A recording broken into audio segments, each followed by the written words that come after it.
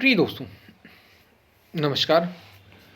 सुख में सुमिरन न किया, दुख में किया याद। सुख में सुमिरन किया ही नहीं और दुख में याद किया। कहते हैं ना, सुमिरन करो याद करो। तो सुख में नहीं और फिर दुख में किया याद। कह कबीर ता दास की, कौन सुने फरियाद। बहुत शानदार और बहुत अद्भुत बात यहाँ पे संत कबीर कर रहे हैं, जिसकी हम बात प्रस्तुत दोहे में, प्रस्तुत शब्द में कर रहे हैं अपने। इसी पर हम वीडियो में बात करेंगे। उससे पहले अगर आप चैनल पर नए हैं तो सब्सक्राइब भी करें। वीडियो को पूरा सुनेंगे तो अधिक लाभ ले पाएंगे। शेयर ज़रूर करें वीडियो यदि आपको पसंद आए। और हमने गीता सीरीज़ की शुरुआत की है, ज़रूर जुड़ें यदि आप जुड़ सकते हो। हम चलते अपनी वीडियो की तरफ। प्रिय दोस्तों, सुख में अब संत कबीर उनके अनेक अनेक दोहों पर हमने बात की और ऐसा ही बड़ा प्रसिद्ध और बड़ा मार्मिक दोहा है। ये उनके लिए है जो बीच बीच में अपनी साधना को, बीच बीच में अपने संयम को, जो बीच बीच में स्वयं पर ध्यान देने को या अपने मार्ग से बार बार विचलित होते हैं। उनकी ओर इशारा करते हुए संत कबीर कह रहे हैं, सुख में सुमिरन ना किया। जब जीवन में सुख आते हैं तो उस समय तो तुमने सुमिरन ना किया। अब सुमिरन किसका? साधक ही करता है। सुमिरन एक ही का किया जाता है। सीधी सी बात, उस अस्तित्व का, सत्य का, उसका सुमिरन, आत्म तत्व का सुमिरन, या उस ओर ले जाने वाली जो साधना है उस पर चला जाता है। चाहे सुख आए चाहे दुख आए, जो साधक होता है वो उस पर चलता है, एक आध्यात्मिक मार्ग पर चलने वाला सच्चा साधक। तो सुख में सुमिरन ना किया और दुख में किया याद। संत कबीर कह रहे हैं, दुख में किया याद, सुख में तो सुमिरन किया ही नहीं, दुख में किया याद। कह कबीर ता दास की, ऐसे दास की कौन सुने फरियाद। जब कष्ट आएंगे, जब दुख आएंगे तो कौन तुम्हारी फरियाद सुनेगा?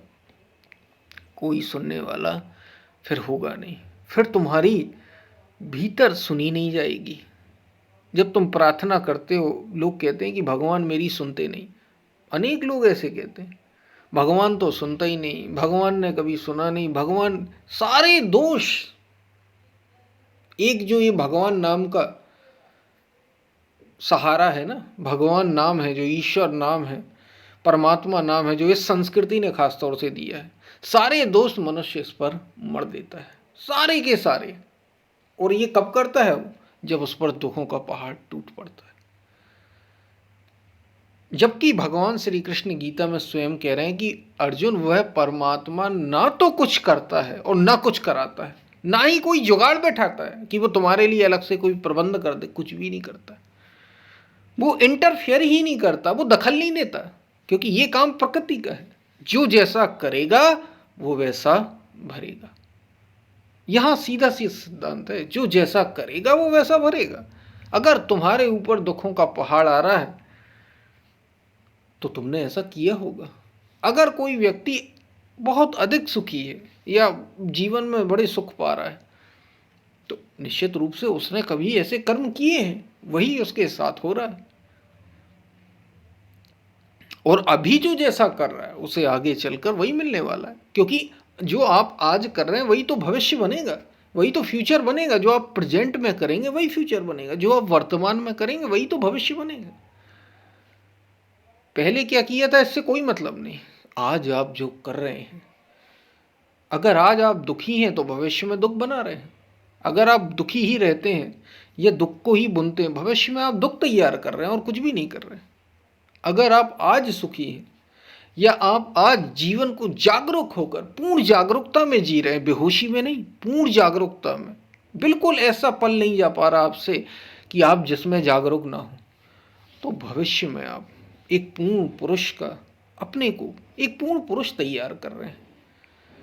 ये तय है एकदम, जो जैसा करेगा वो वैसा भरेगा। तो भगवान नाम का ये जो हमने अस्त्र लिया है, हम सारी के सारे दोष मर देते हैं कि भगवान ऐसा करता है। सारे जब कब करते हैं? जब सब दुख आ जाता है हमारे ऊपर। ऐसा होता है, देखना किसी के यहाँ कोई बढ़िया सा जीवन चल रहा था, खूब खुश थे, शादी ब्याह बच्चे सब हो गए थे।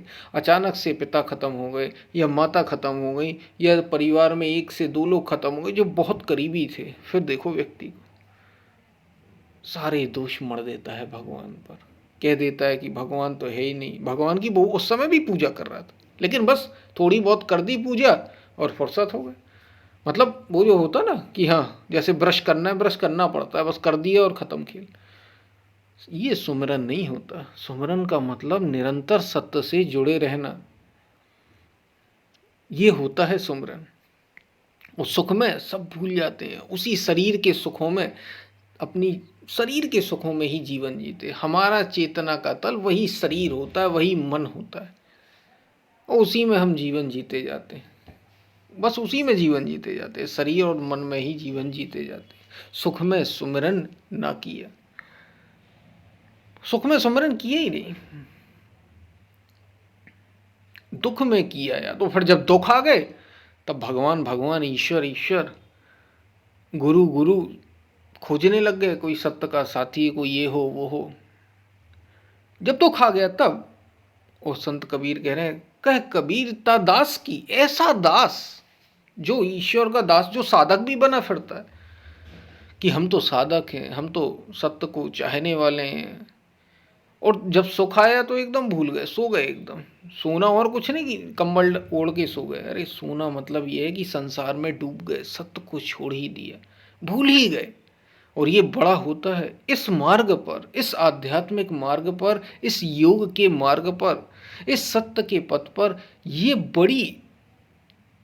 ये घटना बड़ी होती, बड़े बड़े साधक भी फिसल जाते हैं। इसीलिए कि जब सुख आते हैं जीवन में, उनकी तपस्या से ही आते हैं, उनकी साधना से ही आते हैं, उनने जीवन को सही जिया तभी आते हैं।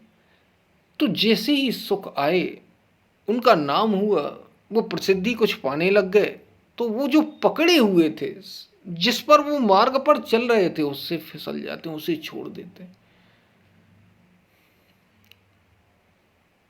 और उसे जैसे ही छोड़ते हैं तो जीवन भौतिक तल पर आ जाता है, शरीर के तल पर जीने लग जाते हैं, मन के तल पर जीवन को जीने लग जाते हैं, इंद्रियों के सुख दुख ही उन्हें अपने लगने लगते हैं। और इसमें फिर चूंकि इतनी साधना संयम तप साधा है तो इसी में डूब जाते हैं।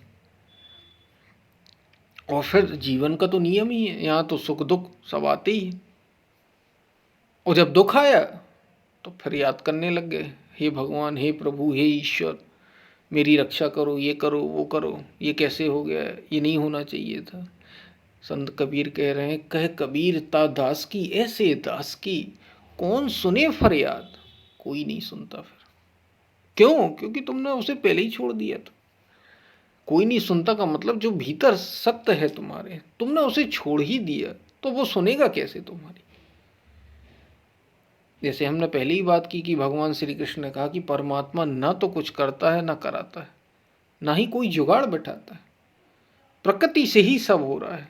लेकिन आगे इसी गीता में है कि जो उसको पकड़े रहता है, जो उसका सहारा बनाए रहता है, उस ओर ही चलता है, उसके लिए वो खड़ा होता है, उसके लिए सारे काम होते हैं, उसके लिए सत्य ही सहारा होता है, उसकी करता है। वैसे कोई मतलब नहीं उसे, प्रकृति उसकी सारी कर रही, यही माया है, माया ही उसकी सारी कर रही। त्रिगुणमयी प्रकृति है, सतोगुण रजोगुण तमोगुण, और इसी में मनुष्य बंधक है।